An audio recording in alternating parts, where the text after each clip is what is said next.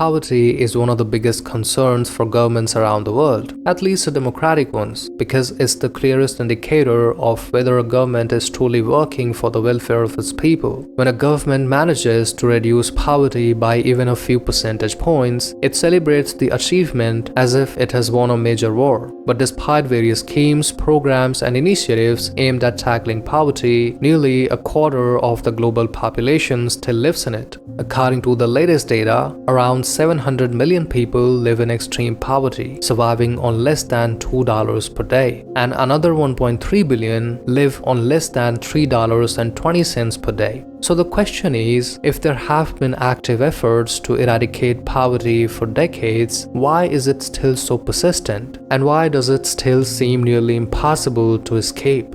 The answer is a bit complex because part of it lies not just in economics but in biology. For example, this is an MRI scan of the brain of a child who grew up in poverty. The highlighted areas are hippocampus and frontal lobe, which are responsible for memory, learning, and decision making. Seth Pollack, a professor of psychology at the University of Wisconsin, found that the hippocampus in children from low-income backgrounds is smaller than that of their rich peers. This means that children who grew up in poverty are less likely to develop strong memory and learning skills compared to their affluent peers. Another study from Princeton found that financial stress can lower a person's IQ by around 13 points, significantly impairing their thinking, reasoning, and decision-making abilities. And that's why children from poor families score lower on standardized tests, receive worse grades, and attend college in much smaller numbers than those from middle-class or affluent families.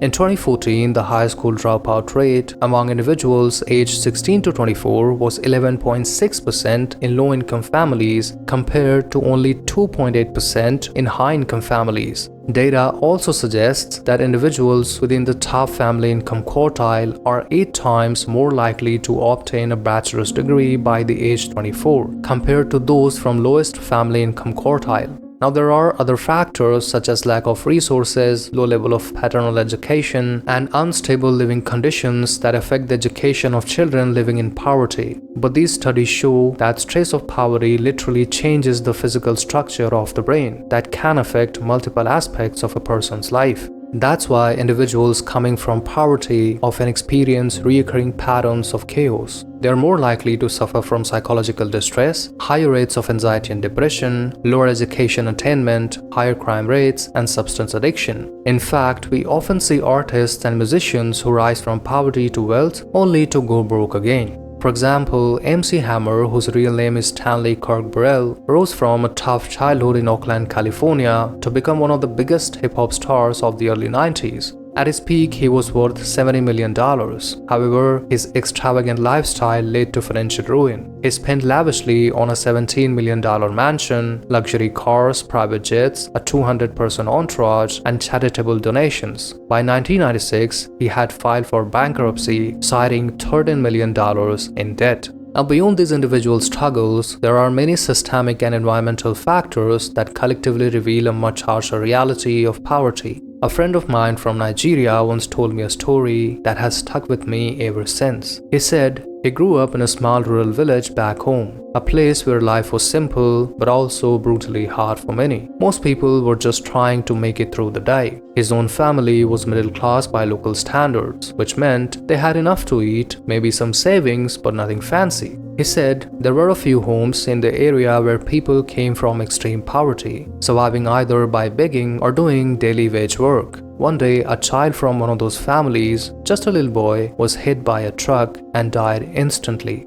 Now, my friend said that the legal system in his country is slow, expensive, and corrupt. So cases like these are often settled quietly outside of the legal system, especially if the victim is poor. And that's exactly what happened. The family of the boy received 400,000 naira as compensation. It was a big sum for them. And what my friend said next, it honestly shook me. He said that the same day they bought a flat-screen LED TV. Everyone got new clothes, the whole family went out and had a lavish dinner, a full-on celebration. There wasn't a single tear shed, not by the parents or sibling. No one was mourning, no sorrow in their voices. If anything, they looked relieved, almost happy. And when I heard that, it really felt disgusting. I mean, how could a family lose a child and be happy about it? But as I learned more about poverty, it made me realize how ugly it can get. It strips people of their humanity, not because they choose it, but because they have no choice. It turns pain into opportunity and a child's life into a means to finally eat a full meal. You can judge them if you want to, but that's how cruel poverty can be.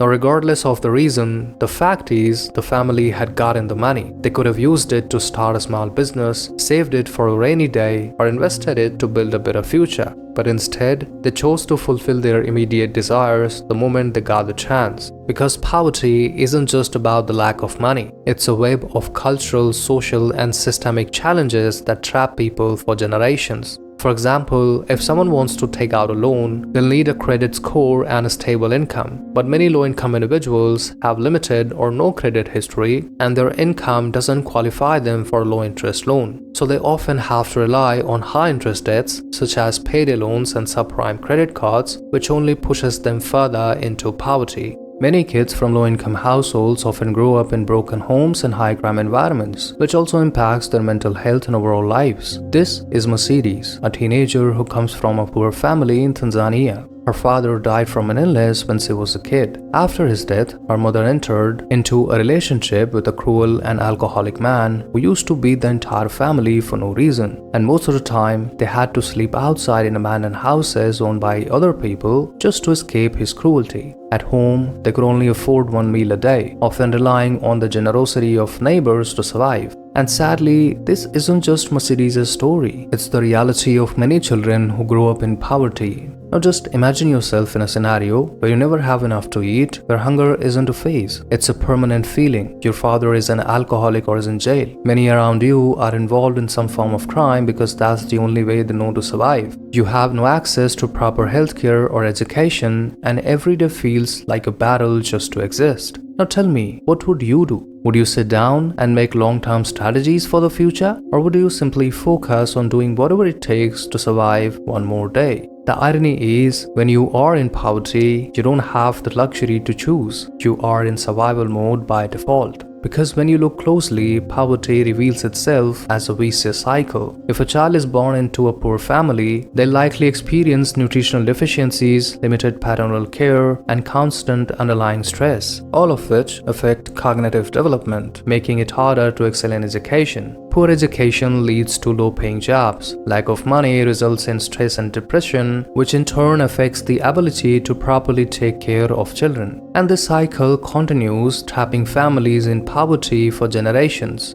Now, if you ask most people how to get rid of poverty, many will say something like, just take all the money from the rich and give it to the poor. It sounds simple, but the reality is far more complex. You see, there's a saying that has some truth to it, that if you took all the wealth from the rich in the world and distributed it evenly, within a few years, the money would likely find its way back into the same hands it came from. Because long-term wealth isn't just about having money, it's about knowing how to manage, grow, and protect it. As we discussed earlier, people who grow up in poverty often aren't equipped with the financial habits or mindsets needed to sustain wealth. When money does come their way, they often spend it impulsively instead of using it as a tool to break free from the cycle. Poverty shapes how people think, what they prioritize, and how they define success. When someone has spent their entire life in survival mode, they may not be thinking long term. So the real solution to poverty isn't just financial redistribution. It's education, mentorship, emotional healing, and creating environments where people can learn the skills and habits needed to build and sustain wealth. What are your opinions on this? Please share in the comments, and be extra careful while watching financial content on YouTube, and this video will tell you why.